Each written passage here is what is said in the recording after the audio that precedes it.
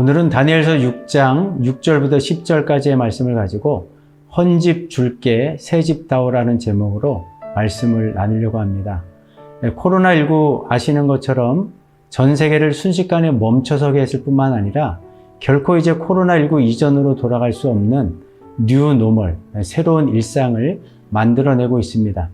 언택트라는 단어, 이제는 비대면 접촉이 새로운 일상이 됐고 언택트를 넘어서 온택트, 이제는 온라인으로 외부와 접촉하는 이런 세상이 아주 가속화하면서 펼쳐지고 있습니다.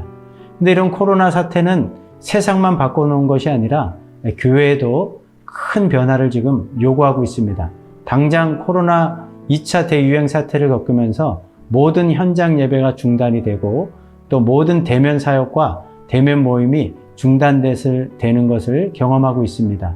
그러다 보니까 한국교회가 가뜩이나 어려움에 처했는데 이 코로나19 사태로 중대한 위기를 맞이했다는 그런 분들도 있습니다. 이 상황을 어떻게 헤쳐나갈 수 있을까? 오늘 이 본문의 말씀을 통해서 함께 좀 살펴보려고 합니다. 다니엘이 살던 시대는 아수르와 바벨론 또 페르시아 제국이 세워지고 무너지는 역사의 격변기였습니다. 이스라엘의 장구한 역사 속에서 가장 암울했던 시대입니다. 주권을 빼앗겼기 때문이 아니라 이스라엘 삶의 중심이었던 심장이었던 하나님이 계신다고 하는 성전이 무너져 버렸기 때문입니다. 그래서 많은 사람들은 시리와 절망에 빠져서 정말 통곡의 눈물을 흘리고만 있었습니다. 그런데 오늘 본문을 보면 다니엘은 이 급변하는 시대 속에서 상황은 바뀌어질 수밖에 없었습니다. 예배 장소가 예루살렘에서 자기 집으로 옮겨질 수밖에 없었고 예배 방법도 제사에서 기도로 바뀔 수밖에 없었지만 하나님을 갈망하며 예배하고자 하는 다니엘의 마음은 그 어떤 상황도 멈추게 할 수가 없었습니다. 오히려 더 뜨거운 마음을 가지고 하루에 3번씩 예루살렘을 향해서 간절히 기도했던 다니엘을 오늘 본문을 통해 만나볼 수 있습니다. 우리가 믿는 예수님은 역사의 격변기에 이 땅에 오셨습니다. 구약 시대를 끝내면서 새로운 시대를 여셔야 되는 영적인 격변기를 사셨던 분이 예수님인데 성육신 사건은 정말 전례가 없던 사건이다 보니까 이 땅에 오신 예수님을 알아보거나 또 환영해 주는 사람이 하나도 없었습니다.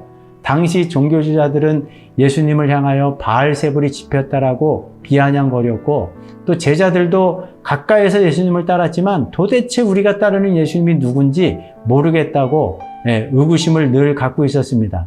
심지어는 예수님의 가족과 친족들조차 주변 사람들의 이야기를 듣고 예수님을 미쳤다고 생각하는 그런 상황이었습니다. 그런데 이 모든 외로움과 또 숱한 위기들을 예수님이 극복하셨던 그 비결은 다른 데 있지 않습니다. 누가복음 22장 말씀 보면 예수님이 습관을 좇아 기도하셨다라고 말합니다.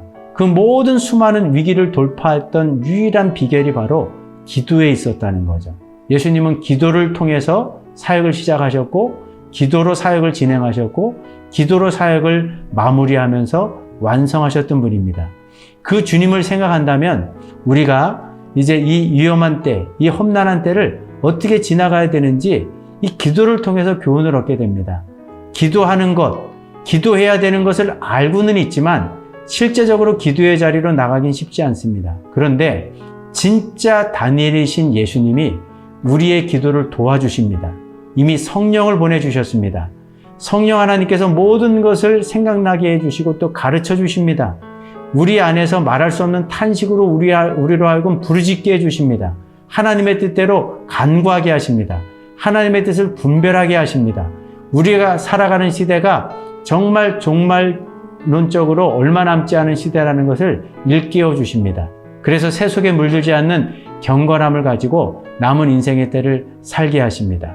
여러 가지 어려움들을 돌파하게 하시고 이 험난한 때에 단순히 살아남는 정도가 아니라 하나님이 주신 인생의 소명을 감당하는 그런 자리로 이끌게 만드는 것이 기도의 힘인데 코로나19 이 어려운 때를 지나가면서 우리 모든 분들이 다시 한번 기도의 자리를 사모하시고 기도의 은혜를 갈망하시는 가운데 오늘 다니엘이 또 진짜 다니엘이신 예수님이 우리에게 보여주셨던 기도의 모범을 갖고 이 풍성한 은혜를 다 받아 누릴 수 있는 그런 은혜가 있기를 주의 이름으로 축복합니다.